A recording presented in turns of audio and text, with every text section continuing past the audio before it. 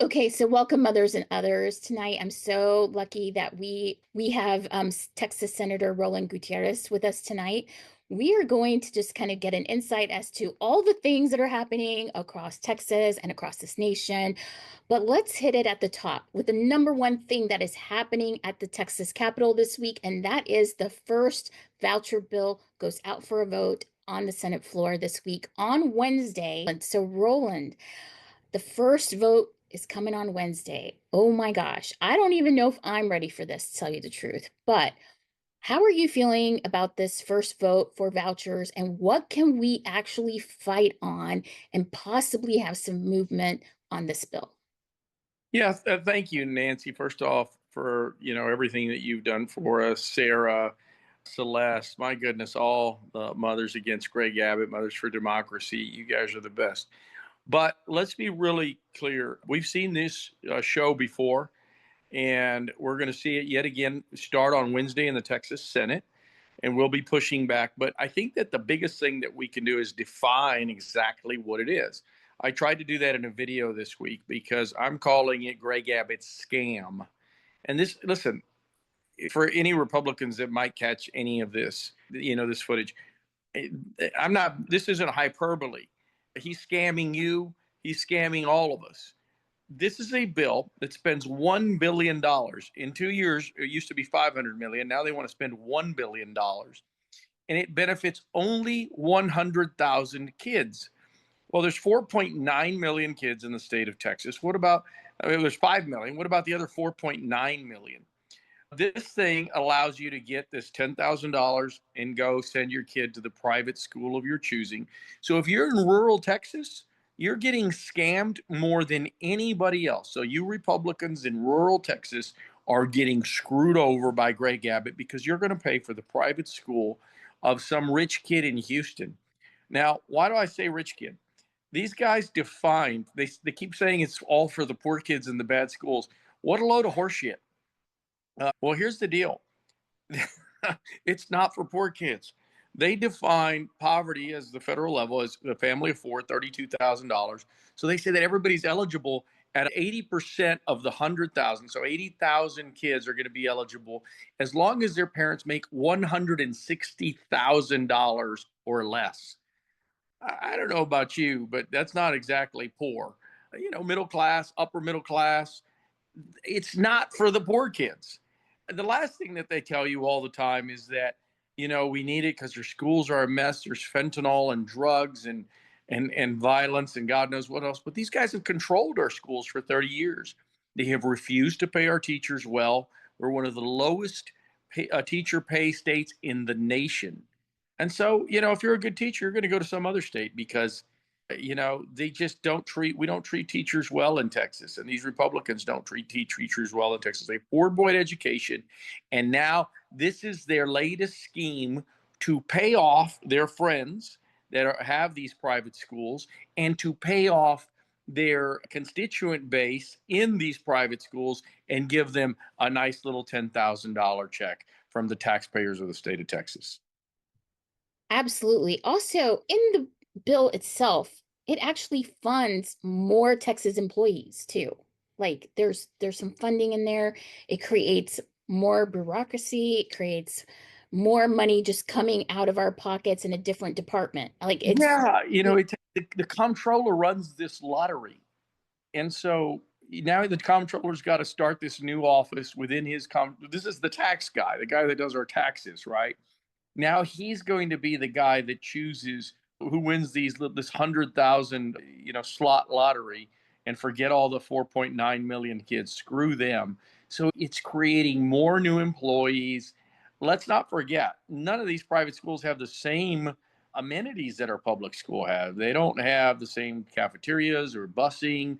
They're not required to have any of the challenged learning classes that you would have, the disability requirements.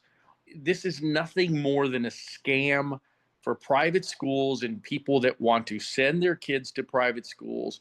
And the rest of us are holding the tab in Greg Abbott's scam. So, listen, Republicans, if you're listening, this is not, I'm not playing politics. we've all been screwed and bamboozled. I haven't, because I know exactly what this is.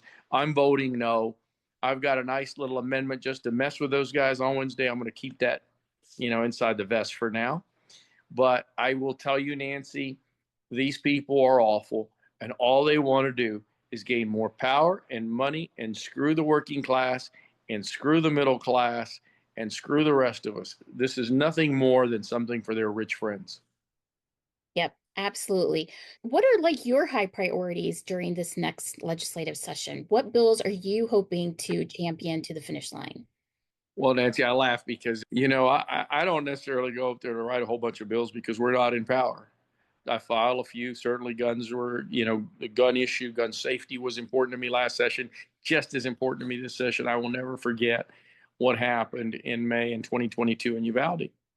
And I'll never forget all of those children that lost their lives to gun violence. We'll be filing again the raise the age bill to 21. Makes no sense that you have to be 21 to buy a handgun, but you can get an AR-15 at the age of 18. It just makes no sense. But, this is their world that they've caused. Their loose Republican gun laws are killing our kids in our states. But we're also going to be filed on some consumer bills. I think people really want public servants, politicians, you name it, to be doing the things that affect them most. I mean, listen, Trump said he was going to reduce the price of eggs. That didn't happen. Well, I'm filing a bill that is going to try to reduce auto insurance by 50%. I'll let that bill out in about 10 days or so, and people are going to see how we're getting screwed over by these big insurance CEOs and their marketing budgets and everything else. And we're going to try to get your insurance premium back to $100 a month, which is not exactly cheap. But I was talking to this guy, he's got a Kia. His Kia payment was $200, but the insurance was $230. Imagine that. That's where we are.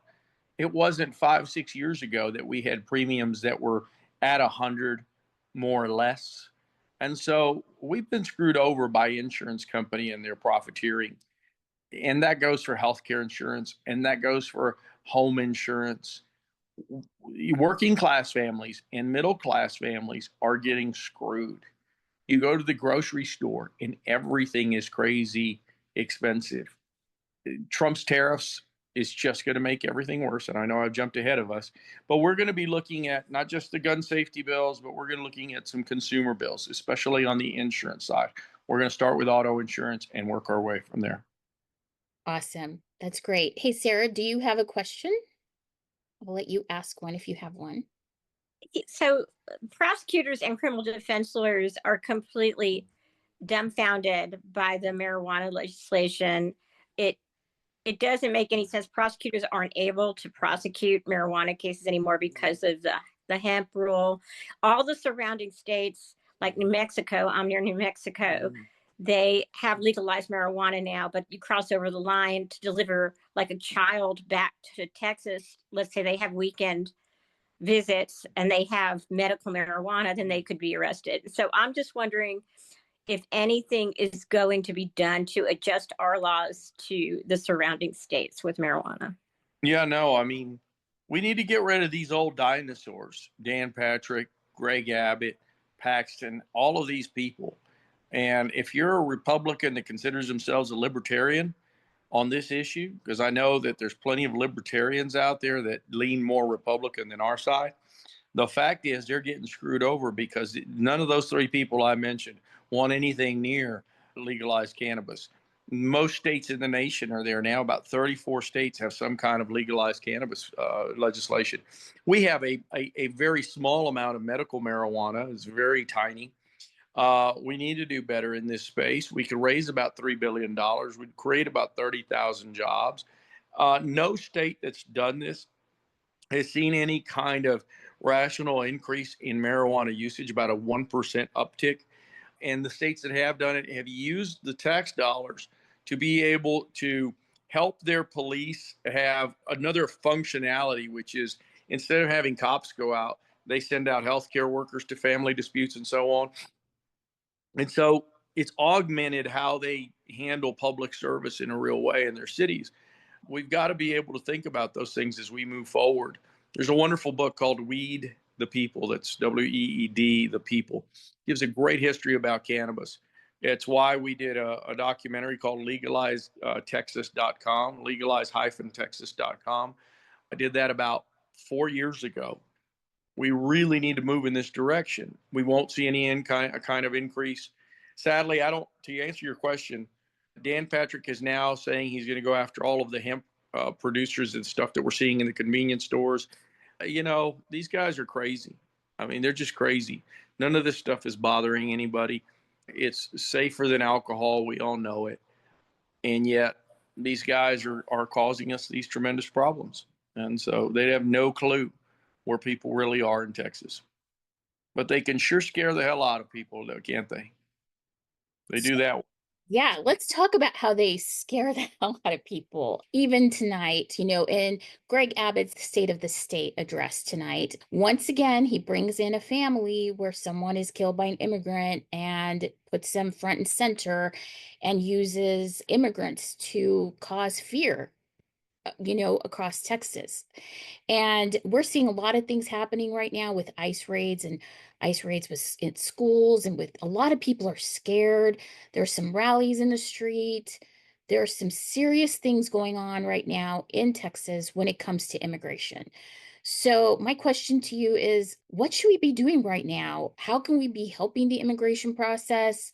What can we be doing right now? It feels horrible. Honestly, it feels like Anne Frank 2.0. I mean, it's just horrible. Yeah, I mean, if you like, I was talking to my manager at the Home Depot, at the one that I go to, and he says, "Man, I mean, our business is really slowed in these last 10 days." And it's slowed because, Hispanic immigrants they're scared to go to the Home Depot, even the taquerias, the small restaurants, the small mom and pops, Mexican or otherwise, are getting hurt because they've got workers that aren't going to work. And then they've got clients and, the customers that aren't going to work. So it's a real deal. This dude, and I mean Donald Trump here, is a real son of a bitch. I mean, this guy has done nothing but scare the American public. I was telling someone today, because to take your point on Anne Frank 2.0, in his first term, there was a lot of people talking about Black Lives Matter, and that was one of his disenfranchised groups, African Americans. And now, this guy's going to continue those efforts now towards Hispanics in a real way. And he started this before, let's be very clear, when he said he was going to build this wall and make Mexico pay for it. Couldn't be the furthest thing from the truth. We need this labor force. We need the 5% of our labor force in the United States is undocumented. They pay $96 billion a year in taxes. For every Republican thinks that migrants don't pay taxes, they do. And sadly, sometimes don't get tax returns. And we could talk about that at length, but I don't want to bore anybody with the details on that. The fact is, these people are working hard, and they are doing all the jobs that Americans don't want to do, or don't want their kids to do. And that's the truth. And what he's doing lately is he's rounding up people, but he's not rounding up the so-called criminals he claims. Yeah, I'm sure they've gotten a few, but the fact is they're mostly rousting people at the store or in their neighborhoods, and they're picking them up and deporting them just so that they can prove up their numbers. He hasn't done any worksite raids because he knows that guys like Perry Holmes, some of his supporters, they're going to push back. The Restaurant Association, once he starts doing raids on restaurants, they're going to push back. And so it's really scary where we are, because he's nibbling around the edges, and he keeps telling America, "Oh, I'm deporting all the criminals." It's just bullshit. It's just bullshit. And we've got it. We should know more. We should know better. Yeah. I was concerned about the fact that there's some land that basically is like future land for concentration camps in Texas that Don Buckingham basically just rolled over and gave to Donald Trump. And that was a little bit concerning. I just don't know how she has the power to do that without running a vote by everyone at Texas Ledge. How does she get away with this? Well, she cut this land deal. And to your point, nobody's appropriated money for that. At least the legislature hasn't appropriated money. We're looking into it this session. These people proceed with impunity with our tax dollars. and they're screwing over Texas taxpayers more than they know. Just Operation Lone Star. What this guy has done, he issued a 500 million no bid contract for some woman out of San Marcos who is she essentially does all the housing for the people down on the border. Well, now she's got that company building a forwarding center for all of the military that they're putting down there in the Eagle Pass area. A $500 million no bid contract for someone that it doesn't have any construction experience. And so people really need to wake up because their little show here is costing us billions of dollars with zero matrix, really. It's nice for his show, it's nice for the propaganda that we're experiencing, but it doesn't solve any problems. And it really is, we have so many problems in this state, like education, like healthcare, you know, children not having enough food to eat, quite frankly, our roads and our infrastructure, our electrical infrastructure. All of those failures have happened on their watch. All of those failures. This isn't the Texas miracle, it's the Texas nightmare. And people need to wake up. Absolutely. Now, speaking of a lot of people that need to wake up, let's just talk about the whole entire nation that voted for Donald Trump. I mean, it's definitely the FAFO era for a lot of those folks right now. And he announced yesterday the tariffs on our closest allies and neighbors, Canada and Mexico. And it is just, how is it that we have 25% tariffs on our closest friends? That's just ridiculous. And only 10% to China. And then today, Donald Trump says, well, I think that Canada relies on America so much, and we want Canada to become the 51st state or whatever, like he thinks. And so he thinks that Canadians are just going to roll over and become Americans, which is not going to happen. There's so much crazy going on right now. So, let's just start at the top with like, what are we going to do about all of these tariffs? Because we're Texas and we get so much oil, groceries, car parts from Mexico. We rely heavily on Mexico. No, that's right. I mean, listen, the connection just here in San Antonio with Toyota gets all of those car parts from Mexico, and the chassis are made. The Toyota Tundra is pretty much 80%, 50% made in Mexico on the raw parts that are coming up. The fact is, this is going to kill us. I mean, I just went to the grocery store, as I mentioned earlier. Limes were $4 for $1 today. It wasn't a few 2-3 years ago they were $8 for $1. Just wait to see what's going to happen under these tariffs.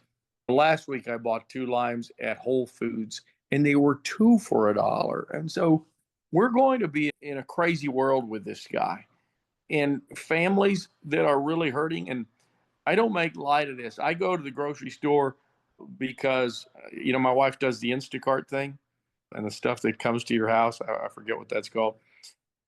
I just kind of refuse to. I like to feel my avocados, which, by the way, I don't know if I'm going to be able to afford them here going into the future because they're already crazy expensive. I don't think people realize, and more politicians, more public servants need to go to the grocery store. And you need to see what a family of 4 is buying every week. And they're not buying the greatest food because they can't afford it, right? If people haven't figured this out, a pound of ground beef is $8-9 a pound, sometimes more. If you just shop a little bit, we all see a carton of eggs today was $5.98. When you see a family of 4 rack up a $300 or $400 bill at the grocery line, and you do the math on that, $1,600 a month, and then their apartment or their house mortgage is $2,000 a month, and then their car is another $500. Forget gas, forget insurance, forget their phone bill, forget the electricity bill, forget all of it. When you blink, it's $5,000-6,000. How is a working class family ever going to be able to do that? People laugh at me when I tell them I have 4 jobs. I have 4 jobs. I've got my law firm. I run a company down in Laredo. My wife and I are entrepreneurs. We just opened a funeral home. And so we're hustlers, right? We work hard, just like so many people. And sometimes I say, like Mexicanos, we work hard. Everybody, all of us, we work hard to try to live this American dream. But God damn it, I mean, it doesn't need to be this hard for working class families to make ends meet. Sometimes working 2 jobs at a time just to feed their kids, just to provide a minimum basic housing. These politicians need to open their eyes to what's happening to families in America. It's simply become a place where we can't afford to buy the basic stuff. And that's what this is about. We have to really look back at this thing and do the right thing here. And everything Donald Trump is doing, I don't know what kind of bullshit businessman he thinks he is, but this stuff is crazy.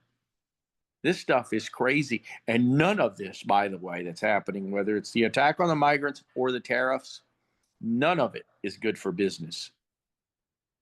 You don't need to go to the Wharton School of Business to figure out that when you impose these tariffs on 2 trading partners that are near us and one abroad in China, what it's going to do to our prices. But he doesn't care. And this is what I tell people. Donald Trump doesn't care because he's a billionaire. I want to tell you one last thing real quick. He was never a 9 billionaire the first time he ran. He wasn't even a 5 billionaire. He had a lot of property and had a lot of property in debt. Let's be real clear. But all these Trumpers have made him a bigger billionaire now because he sells all this merchandise. He does this stupid meme coin that, I don't know, generated $3-4 billion. This thing, this running for the presidency to this guy is nothing more than just a scam to make more money for him and his families. And he doesn't care about the rest of us. He doesn't care that your grocery bill is going to go up 25 or 50 bucks every time you go. He doesn't care how you live. And all those Trumpers out there, they need to understand that this New York charlatan, this snake oil salesman, has sold him a bill of goods solely so that he can make more money. And it's just sick, all of it. And we're seeing it all right in front of us. How do you give the source codes to the Treasury Department, to Elon Musk, the guy that talks to China daily, the guy that talks to Russians in his business dealings daily? How do you do that? It just makes no sense.